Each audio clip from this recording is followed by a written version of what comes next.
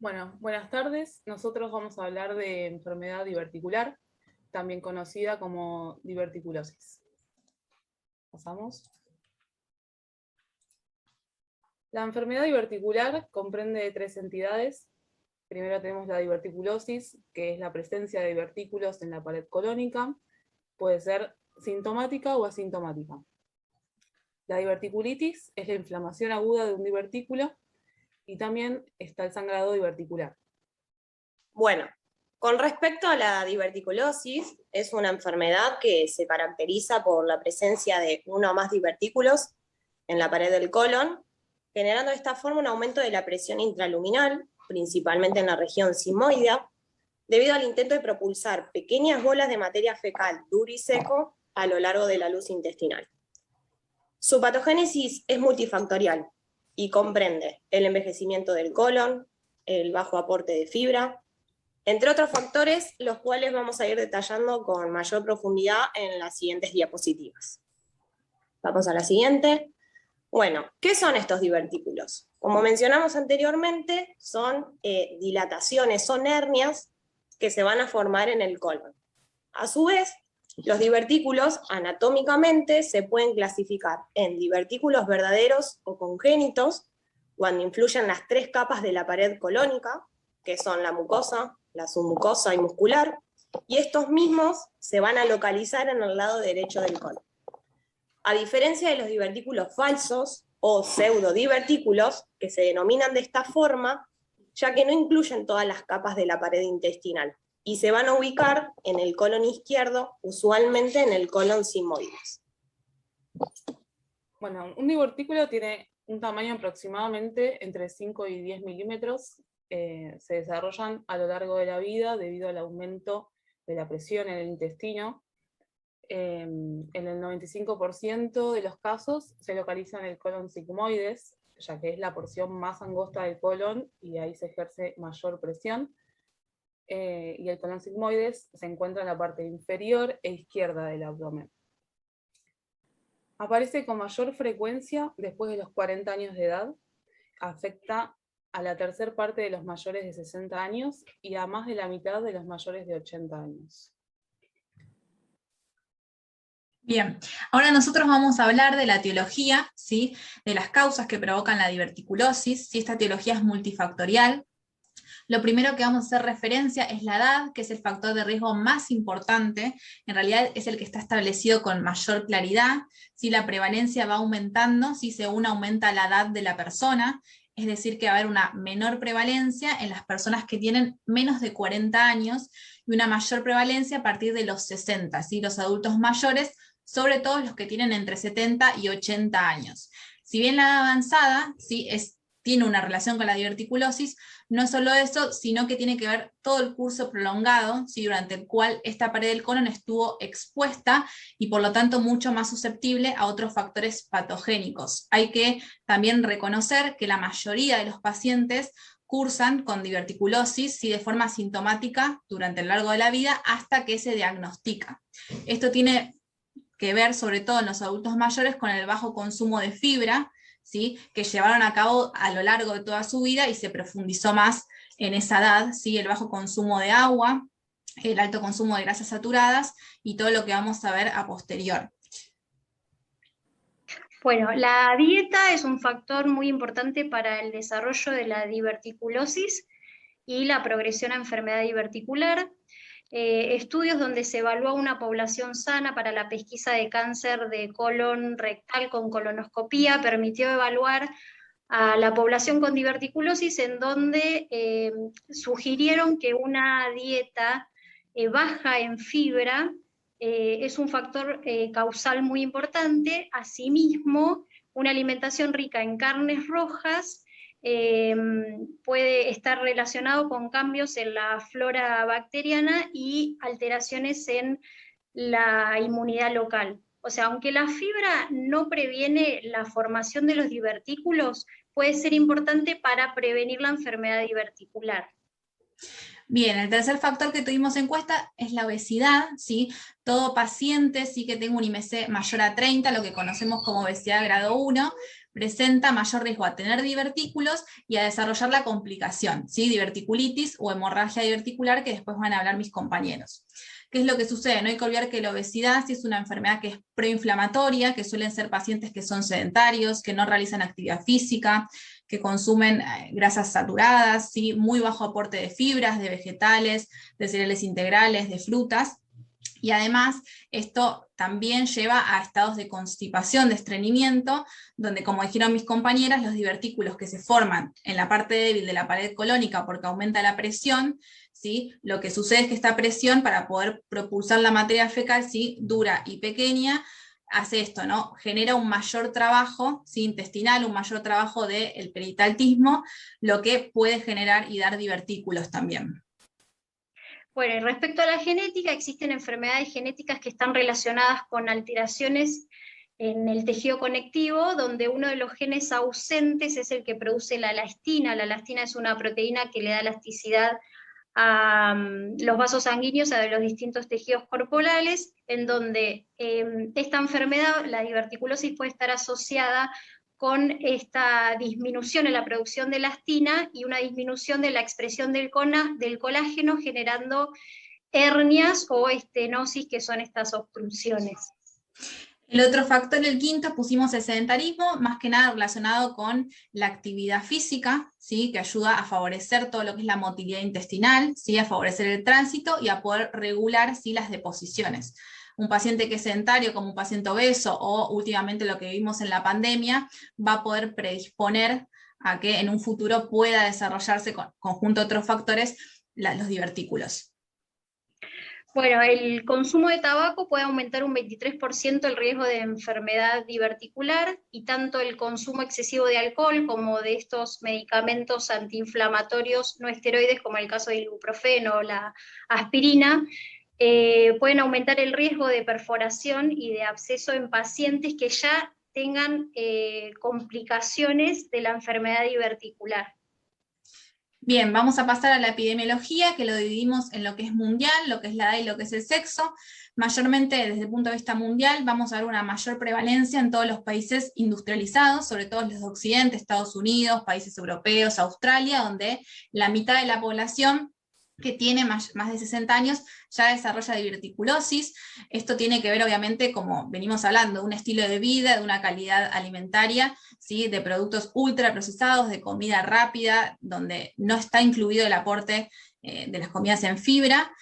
Y en Asia, por ejemplo, el 8 al 25% entre 40 y 50 años desarrolla recién diverticulosis. ¿Sí? Acá la alimentación es distinta, no hay tanta obesidad o sobrepeso como en países de Occidente, y hay más consumo de legumbres, de cereales integrales, más consumo de carnes blancas que de carnes rojas, por ejemplo, más consumo de pescado, de mariscos, mucho más consumo de líquidos, ¿sí?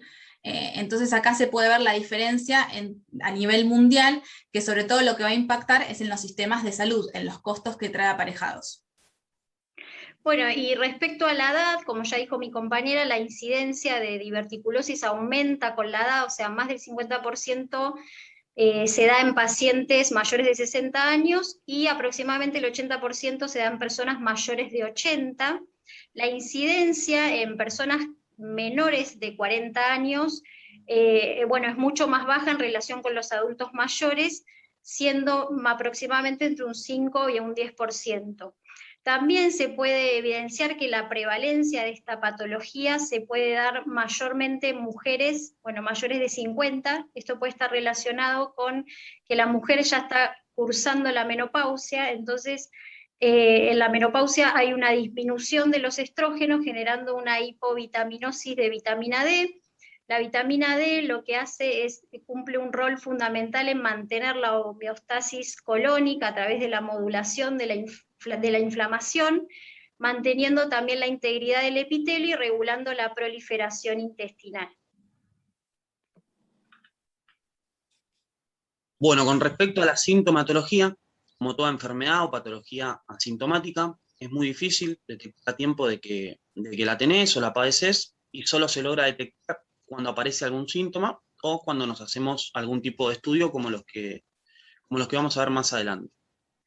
En lo que es la diverticulosis, una menor parte de los casos que la padecen pasen con síntomas, Hoy en día se está hablando de alrededor del 20% de los pacientes, y solamente el 15% de ellos finalmente desarrollará algún tipo de complicación.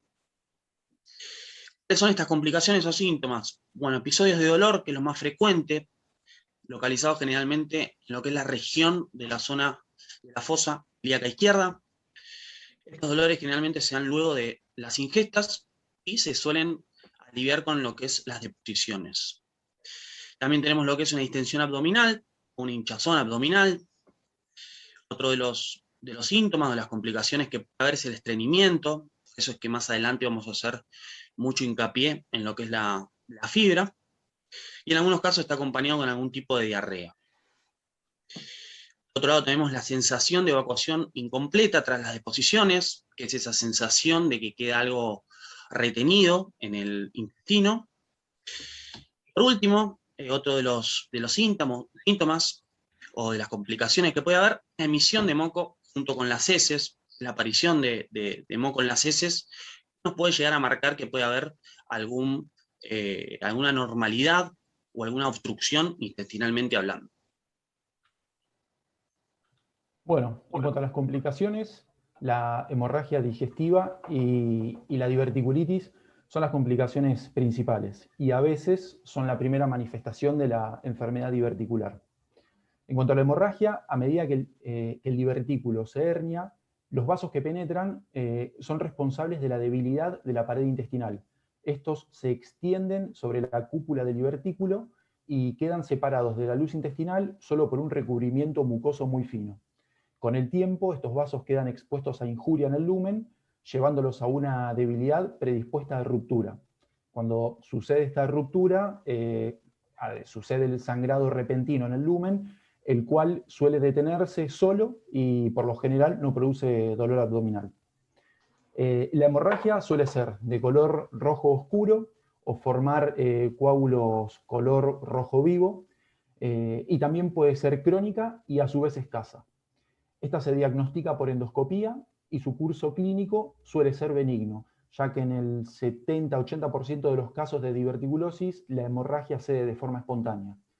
Si no sucede así, puede necesitarse tratamiento para detener la hemorragia, reemplazar la sangre con transfusión y es posible que deba hospitalizarse. El tratamiento puede incluir en algunos casos cirugía para extraer la parte enferma del colon.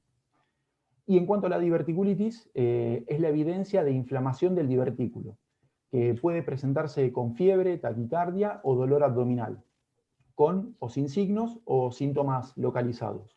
Y por último, se plantea una diverticulitis complicada cuando existe evidencia de perforación, absceso, fístula, estenosis u obstrucción.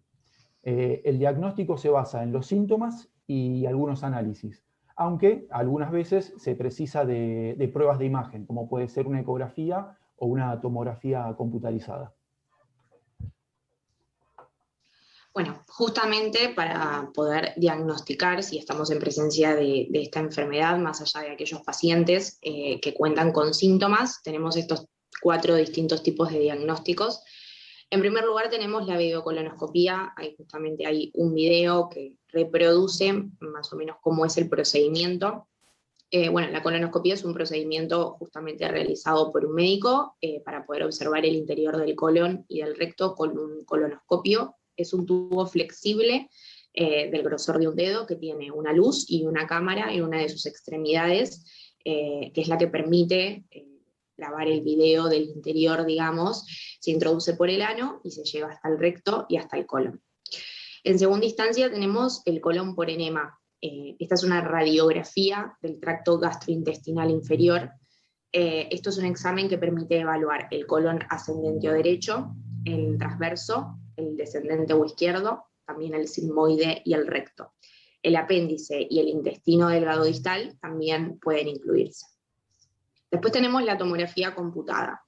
Este es un procedimiento en el que se usa una computadora que está conectada a una máquina de rayos X con el fin de poder crear una serie de imágenes detalladas del interior del cuerpo. Las imágenes se van a tomar de diferentes ángulos y se usan para poder crear vistas tridimensionales de los distintos tejidos y órganos.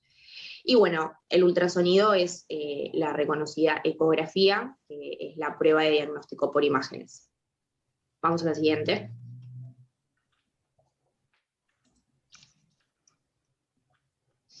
Bueno, en este caso tenemos como tipo de diverticulosis la asintomática.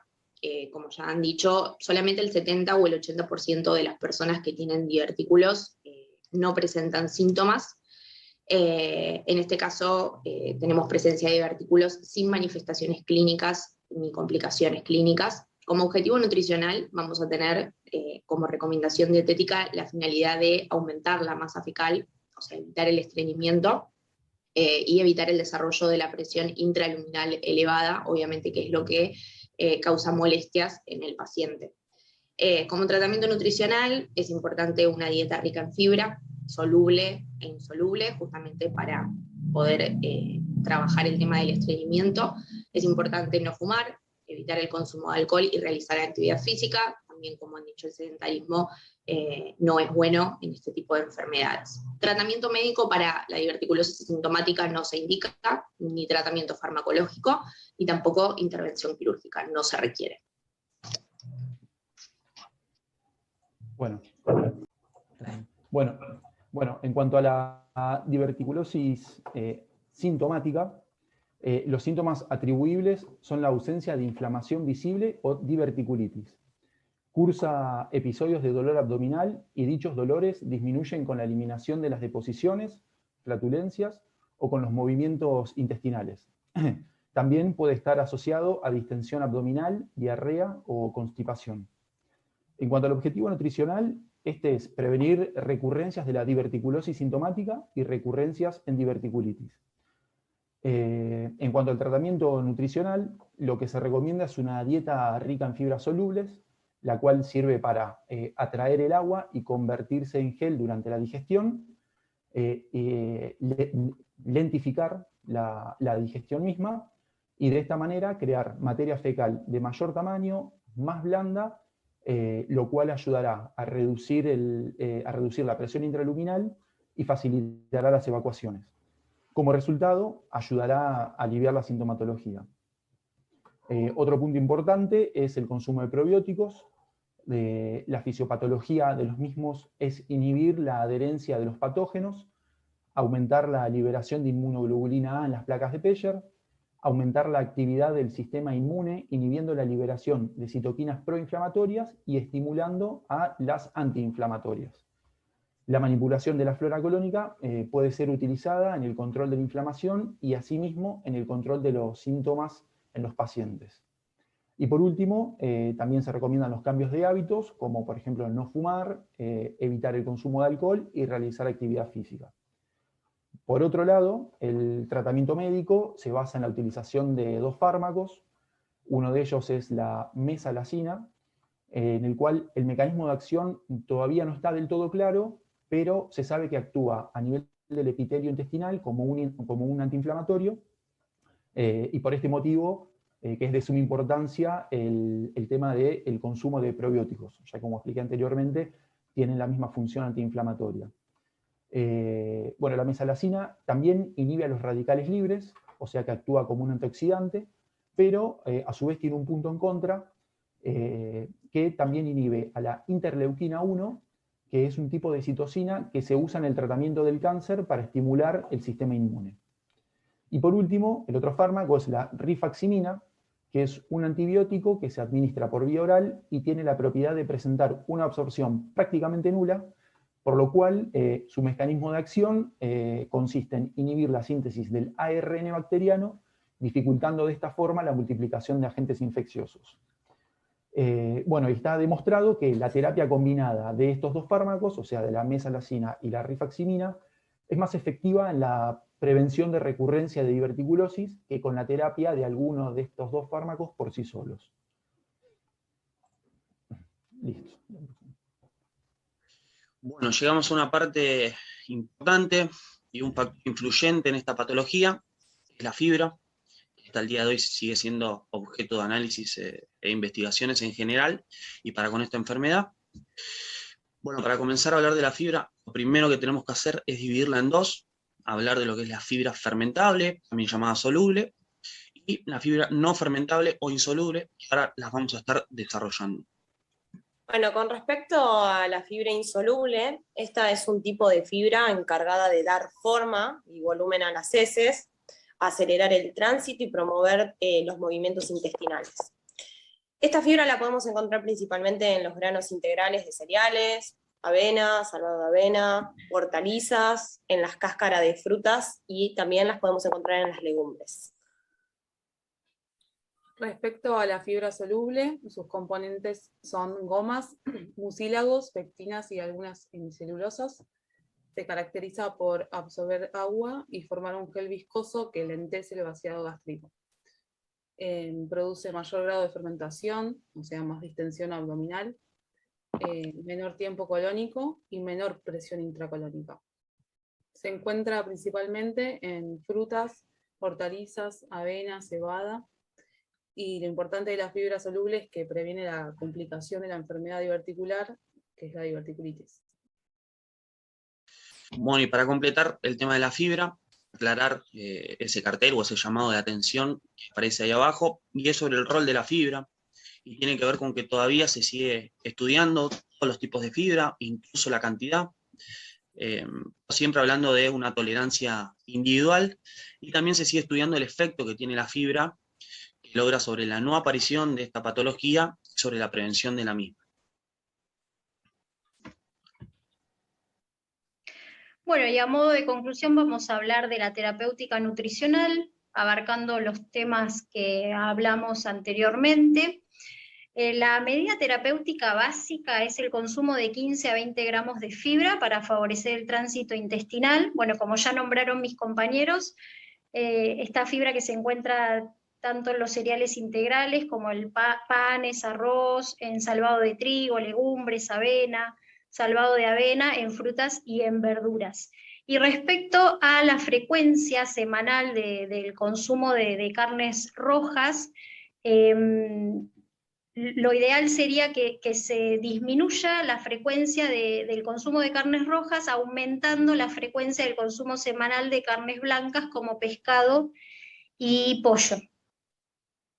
Bien, en cuanto al aumento, ¿sí?, de la ingesta de líquidos, es muy importante. Lo que podemos es hacer educación alimentaria así con el paciente, recomendarle que ingiera líquidos no solo a través de agua, sino a través de infusiones, de caldos, de gelatinas, ¿sí?, sobre todo en los adultos mayores, que son los más propensos a la deshidratación, recomendarle que siempre lleven un vaso de agua al lado de la cama, por ejemplo, y también es muy importante que la temperatura, ¿sí?, de los líquidos en ayunos esté fría, ¿sí? Esto va a ser un estímulo para el peristaltismo intestinal, y como ya hablamos, una actividad física moderada, ¿sí? Hacer natación, andar en bici, caminar, ¿sí?, 3 veces por semana, 40 minutos, para poder favorecer toda la motilidad y el tránsito intestinal. Bueno, y respecto a los objetivos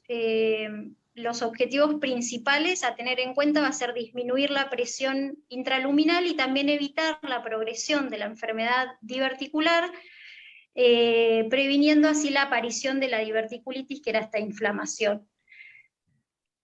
Bueno, y les agradecemos. Sí. Muchas gracias. Muchas gracias por haber escuchado nuestra clase, y a continuación vamos a detallar toda la bibliografía que usamos.